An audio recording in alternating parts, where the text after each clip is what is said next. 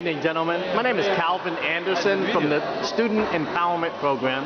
We're here at the National Association of African American Honors Programs. Please introduce yourselves and your organization. Sure, I'm Knut Panknin. I'm with the German Friedrich Ebert Foundation, a German political foundation affiliated with the Social Democratic Party. Fantastic. My name is Christian Gimmertz. I'm from Germany, from the trade unit IG Metall. It's Frankfurt.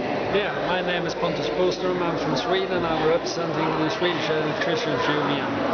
Wow, that is fantastic. The Student Empowerment Program is involved with Civics here. We have hashtag Civics for You, and we also have the .com Digital Democracy USA. Here at the national conference, they're talking about social justice and civics.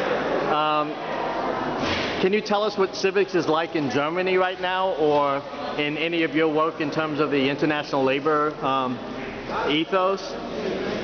I'm not sure what you mean with civics, but I mean in terms of social justice, I think our work in Germany is actually very similar to the US, though our welfare system is higher developed than the US and a little stronger, the safety net. I think there are challenges that that we face with the new economy, globalization, with extremism on the political spectrum. So we have serious issues as well, and we have xenophobia as well. And FESM actually works on the integration of migrants into the German labor market. Well, that's interesting. I mean, when you talk about, I guess, civics and welfare and the rest, I mean, sometimes here in the United States, there's a problem when it comes to education about civics, or education delivering highly skilled labor to take care of oneself. And then we have a whole conversation about people that are able-bodied having the interest in developing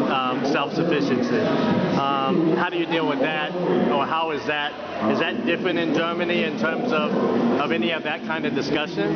I think it is. I mean, our public education system is well-funded. It has its challenges, but I think it's working fairly well on a general level, and we have a vocational training system which helps at least half of our young people to get a career that is not a college career, but that leads to a well-skilled job and a good paying job in the long term. So I think in that sense our system is a little bit more just, but we also have its challenges, especially when it comes to people with a migration background. Okay. And maybe Fesson can say something about that missing piece. Specifically, I mean, I know that there are a lot of people coming from Africa into Europe. So, what specific countries are you working with in terms of your milieu in Germany? You mean the new refugees? Yes. Yeah, I mean, mostly they came from Syria or from Afghanistan and from Africa as well. And it's like, I mean, they are here for 2 or 3 years, so we cannot say the question of how do I get a paper, or how do I get the process? Process is still there. So they are the first step in the work area. And I mean, for us, we are working at the industry, mostly production. It's not that they're mostly working with us, but in the healthcare or in the restaurants, that's a place where they're working. And the big problem is that they have a certification. They did something in their countries. Yes. But it's hard to accept that, because in Germany you need a paper, and you need a stamp, and you need some certificate, and that is a tough thing. What's the extent to which you have a digital? Is everyone online in Germany, or is it possible to do anything virtual? I ask that question because we have like Clarkston, Georgia, which is where Syrians are, and it's been well known for refugees.